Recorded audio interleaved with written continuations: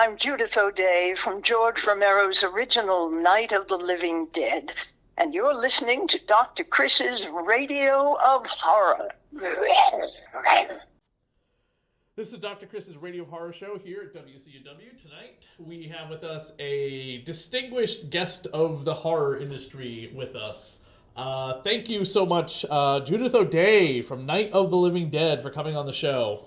Chris, thank you very much for having me.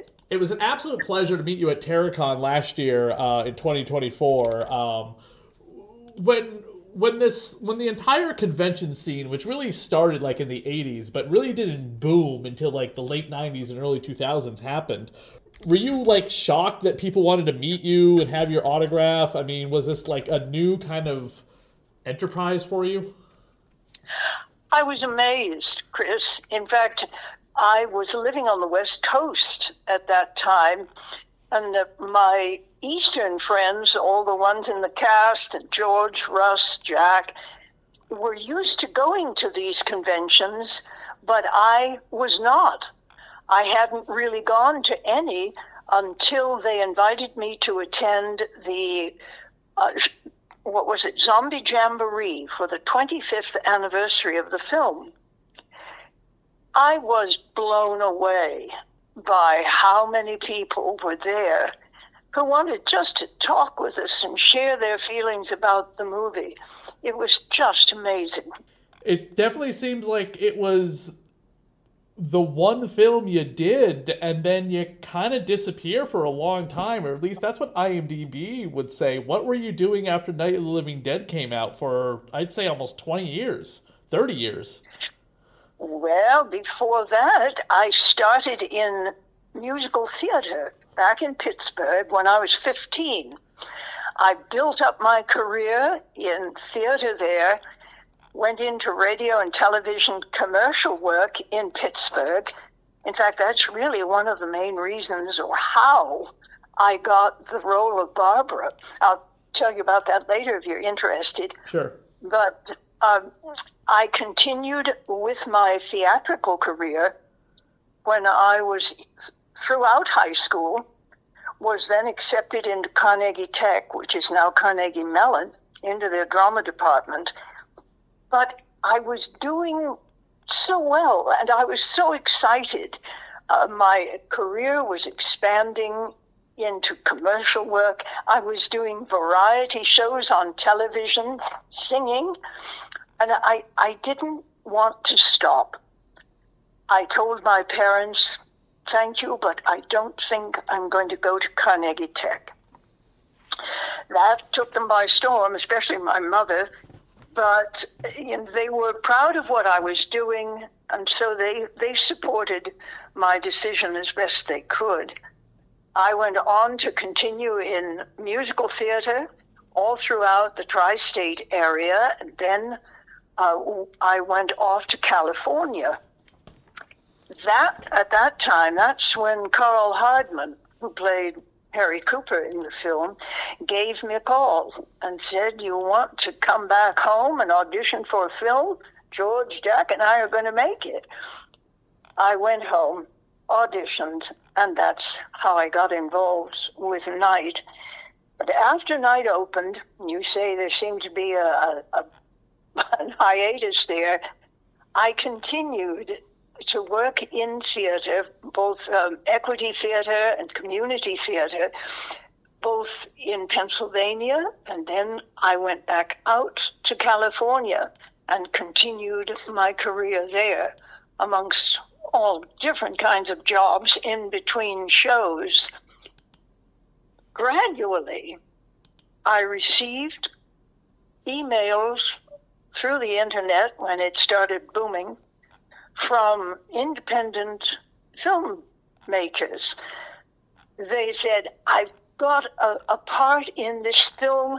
It's a horror film. Would you be willing to read it? Well, from then on, I seem to have found a niche. It might not have been exactly my choice of a niche at that time, but I made independent horror films throughout what you'd call those dark 20 to 25 years. I would work for independent young film directors. I loved it. I worked all over the country, Carolina, Wisconsin. I just thoroughly enjoyed it. So if you check IMDb, you'll find a lot of those movies there. And that's what I did. But I also had a secondary career. That was making enough money to support my children. When my equity shows ended, I joined Hughes Aircraft Company during the day. I ended up teaching executives and engineers how to stand up and present. It just was right down my alley, having been on the stage and luckily on the screen. I did that, never realizing how much I would love having a second career in conjunction with my movie making. So that's what I did, and I'm still doing it to this day. In fact, I have several movies already coming out this year. You cannot keep an old dead barber down. Yeah, I saw something called Safe Inside 2, Crystal Lake. I just watched that last night, as a matter of fact. Oh, okay, so it's already out. All right, yeah. You were in Vampire Zombies from Space. You're Vampira. I am, and what a hoot that film was. We filmed in Canada. So, like Vampira, like the horror show host. Yes. Oh, you should see the makeup I have in that. I had the best time. They even put long, false red fingernails. I felt just like Cassandra. The film that you just mentioned you saw recently, Safe Inside, it's a sequel called Safe Inside 2. You play a character called Crystal Lake. When I hear Crystal Lake, I'm thinking like Crystal Lake where Jason Voorhees comes from. Well, Crystal Lake was an actress in her day in the movie. Her son, Alex, and she lived in her home, Crystal's home. She became very ill and eventually died in Safe Inside 1. She was terrified because she kept seeing monsters in the house. Now, her son Alex never saw them, but she did, and she believed they were there. But unfortunately, she died. But again, it's hard to keep me dead very long, because I come back as a haunt in not only Safe Inside 1, but Safe Inside 2. Did you ever meet the other Barbara, the one that played Barbara from Night of the Living Dead, the remake that George did with Tom Savini? Oh, absolutely. Patricia Tallman. Yes, that's who it was, correct. Wonderful, wonderful young lady. We've had great conversations over the years. It's funny to think about with this kind of film that there's only been like 2 people that have played Barbara in these 2 separate films. There have been multiple sequels and things like that, but it's just the 2 of you. Well, surprisingly, over the years, I've heard about Night of the Living Dead being made into a stage production. I've heard that there's too. Yeah. Other Barbaras.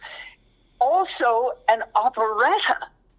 I wasn't fortunate enough to see it, but there are quite a few Barbaras running around, either on stage or singing a song from Night of the Living Dead. You said that you've done theaters and musicals. What what are some of the musicals that you performed in theater plays? What have been some of your favorite? Anything, thriller, murder, mystery, horror related? Well, unfortunately, not horror related. I did Maria in The Sound of Music. I played Eliza Doolittle in My Fair Lady. These are old Broadway musicals. And I had some of the best times in my life doing those shows. I've done a lot of British comedy as well. Had a ball doing that. Key for Two, and oh, golly, trying to remember some of the other ones. I'll have to go back and look at my own resume. But I've done a wide variety of stage shows all over the country. I have a play production script as well. It's based on my graphic novel where we gender swapped the cast of Dracula, so I turned it into a play script. And I've been shopping it around to different playhouses to see who would want to pick it up. It's about an hour-long script. Have you had any luck? No. I'm still shopping it around to playhouses. I would love any playhouse to pick it up and go, oh, we would love to turn this. A gender-swapped cast of Dracula? That's right up our alley. Just somebody just to pick it up. It doesn't have to be a huge production.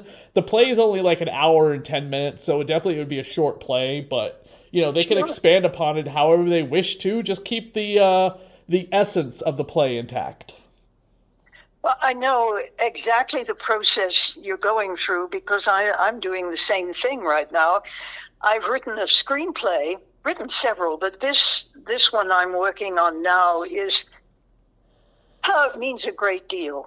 Uh-huh. A lot of me is in it. It's called The Old Lady and the Alien. I saw that on your, I think it was on your website. Yeah, I saw that on your website. So I adapted that from the short story. I have very recently submitted draft, I think it's number 9, to various screenplay competitions. I have gotten some wonderfully helpful feedback from several of these competitions. I'm not out of the running yet on 2 of them, but I didn't expect at all to have the screenplay win anything or be passed on, but I gave it my best shot. Now that I've gotten some very helpful professional feedback from actual studio people, I am now sitting at my computer right here incorporating a lot of that into draft number 10. I'm hoping that when I finish that, I'll submit it again and go through the very same thing you're going through, hoping somebody might pick it up. Do you get discouraged when you get a lot of the feedback that they don't want it? No. In fact, the feedback I'm looking at right now is 9 pages worth of feedback, and the woman who did it was very kind. She worded her, I won't call it criticism because it was really an honest critique, and then recommendations. So I'm not at all discouraged. I'm at a point now where I just want to make it better. Until somebody says, you know what, you really have something that I think we can go for. Do you ever put on when you submit this that, do you mention who you are, that you're Barbara from Night of the Living Dead, or do you leave it out? Oh, no, you're not allowed to do that when you submit to these screenplay competitions. You just put your name, the name of the on the title page, the name of the screenplay, and written by, and just my name. I go by Judy O'Day in my written work. Correct. And Judith O'Day with my film work. So nobody knows. That's good that you're keeping it ambiguous until they meet you. With all these, how many conventions do you think you do a year? I would average, I think, 3 to 4 a year. Out of all these conventions you've been doing since what, like the 90s, you'd say, what, the early 2000s? Yeah, early 2000s, late 90s, yes. What has been your wildest convention experience? Oh, golly. That is a tough question. Like, I bet you must have had some bat crap crazy things people have wanted you to sign. Oh, I've signed some really crazy things, and some are absolutely incredible. What people have made, a representation of the monument that I hide behind in the opening scene. In fact, I'm looking at it right now. Skulls, any number of things. But to get back to what you first asked, one of the most unusual conventions, I remember way, way back. In fact, it must have been one of the very first, second, or third conventions I'd ever done. We had a Q&A. There was a young girl, maybe 7, 8, 9 years old. She asked me a question. I answered the question as best I could. I found it fascinating that this young girl thoroughly enjoyed horror films. After the Q&A, there she was walking around the convention center, and I stopped her. I said, "Would you mind if I asked you a question?" She said, "Oh, no."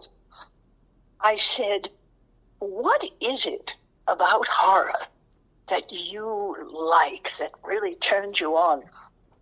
You know what she said? And this blows me away to this day. What? I love to see how many different ways people kill each other. Oh my God. Oh, that was one of the weirdest, Chris. That sounds like that would be something I'd be weary about, you know, especially if she's taking notes.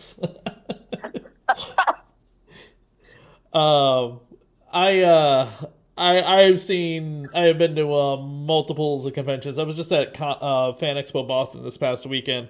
Nothing crazy there. I did see at one convention, John Rhys-Davies helped recite some lines from Lord of the Rings while a couple got proposed by, like, the man proposed to the lady with the ring.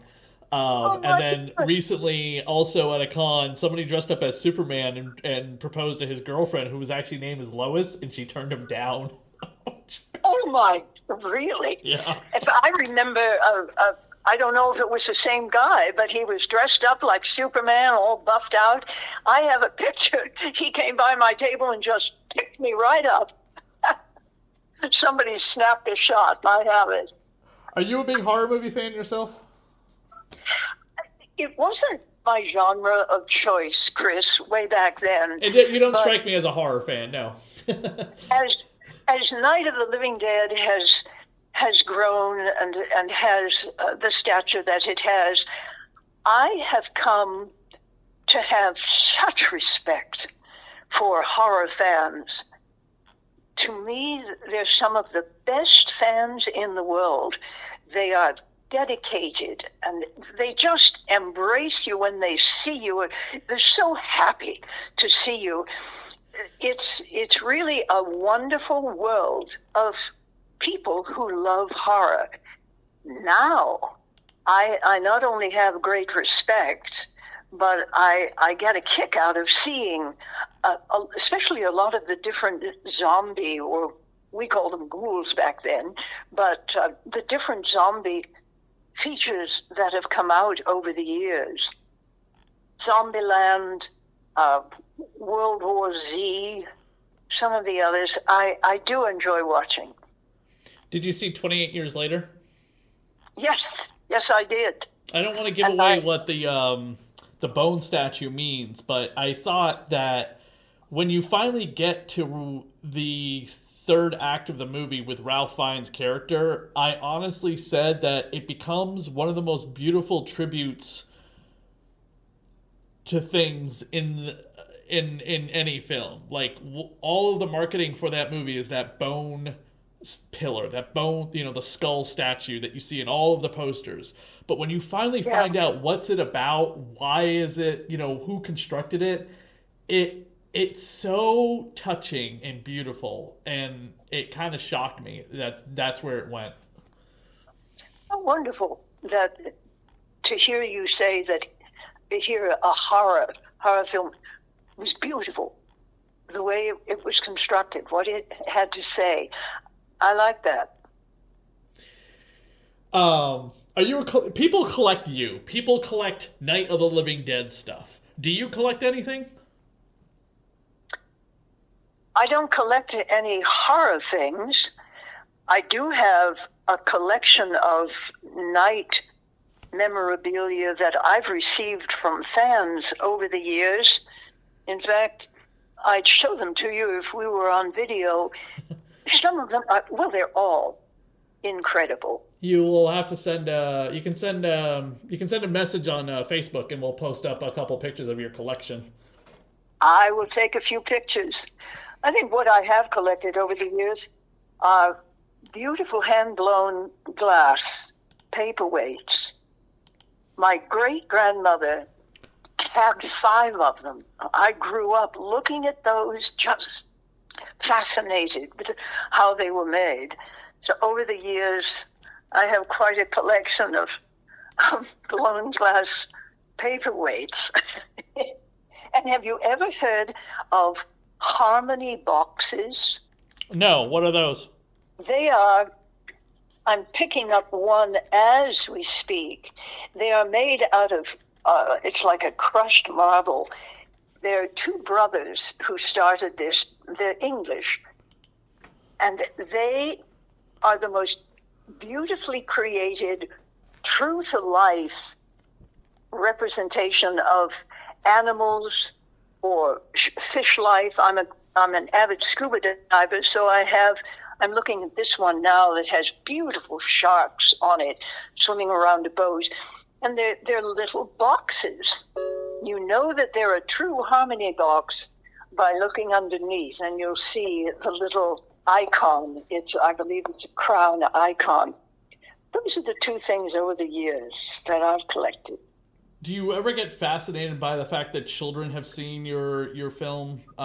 Let's just sticking to Night of the Living Dead, and are you shocked that they didn't find it scary or anything?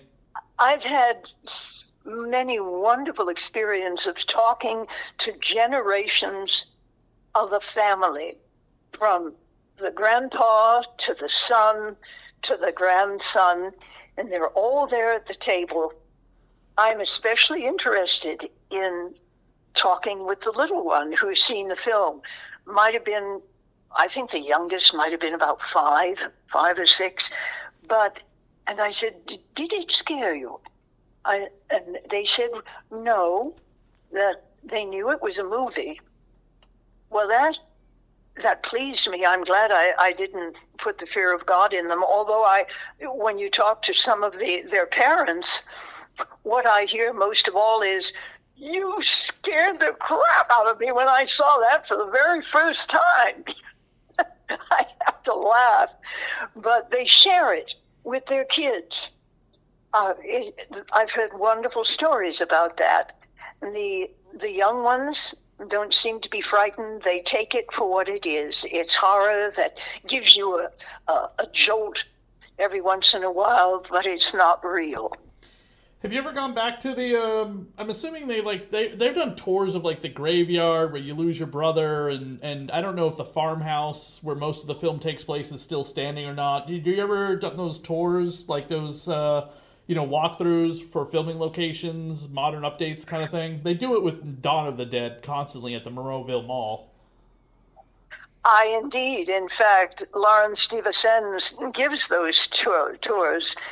He gives a wonderfully detailed tour of the cemetery.